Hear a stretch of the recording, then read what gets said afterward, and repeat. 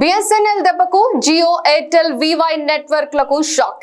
ప్రస్తుతం ఎక్కడ చూసినా రీఛార్జ్ల ప్రీమియంలు పెంచేశారని వినియోగదారులు అలబోదిబోం అంటున్నారు.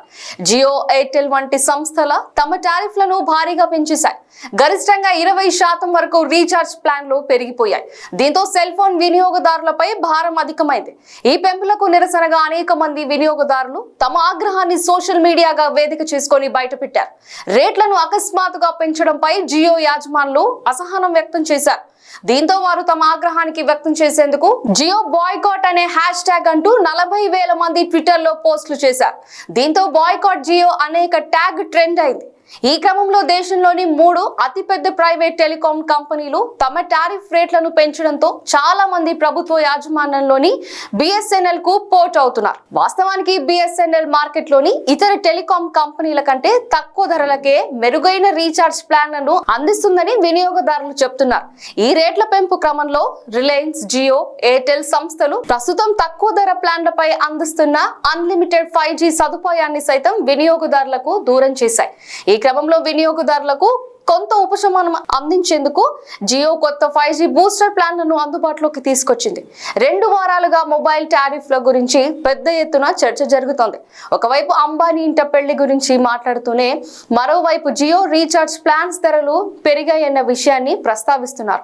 జియో దారిలోనే ఎయిర్టెల్ కూడా పెళ్లి విషయంలోనే తెలిసింది. అయితే ఇప్పుడు ఈ కంపెనీల నుంచి బిఎస్ఎన్ఎల్ కంపెనీకి పోర్ట్లు పెరిగాయంటూ వార్తలు వస్తున్నాయి. చాలా మంది బిఎస్ఎన్ఎల్ నెట్వర్క్ కి తమ మొబైల్ నెంబర్ ను మార్చుకుంటున్నారంట. అందుకు కారణం బిఎస్ఎన్ఎల్ టీసీఎస్ కంపెనీల మధ్య కుదిరితే డీల్ అని చెప్తున్నారు. ఇటీవల బిఎస్ఎన్ఎల్ టీసీఎస్ కంపెనీల మధ్య 15 కోట్లకు ఒక డీల్ కుదిరింది. టాటా కన్సల్టెన్సీ బిఎస్ఎన్ఎల్ మధ్య కుదిరిన డీల్ ప్రకారం దేశమంతటా 1000 గ్రామాలకు 4G ఇంటర్నెట్ సేవలను అందుబాటులోకి తీసుకురావాలని చూస్తున్నారు.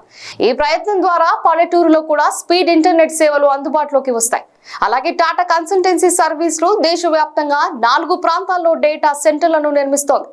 అవి దేశంలో 4G మౌలిక సదుపాయాల డెవలప్మెంట్ కి దోహదపడుతుంది. ఇప్పుడు 5G నెట్వర్క్ హవా కొనసాగుతున్నా కూడా 4G నెట్వర్క్ అత్యధికంగా వాడుతున్నారు. ఈ నెట్వర్క్ తో జియో, ఎయిర్టెల్ టాప్ లో కొనసాగుతున్నాయి. ఒకవేళ బిఎస్ఎన్ఎల్ గనక ఒక పటిష్టమైన 4G నెట్వర్క్ ప్రొవైడర్ గా ఎదగగలిగితే అది ఖచ్చితంగా పోటీ కంపెనీలకు పెద్ద దెబ్బ అనే చెప్పాలి. సాధారణంగానే బిఎస్ఎన్ఎల్ లో ప్లాన్స్ చాలా అందుబాటులో ఉంటాయి. ఒకవేళ 4G ప్లాన్స్ వచ్చినా కూడా సరైన ధరలోనే ఉంటాయన్న అభిప్రాయాలు ఉన్నాయి. అదే జరిగితే వలసలు మరింత పెరుగుతాయని, టెలికాం కంపెనీలకు గట్టి పోటీ వస్తుందని అంటున్నారు.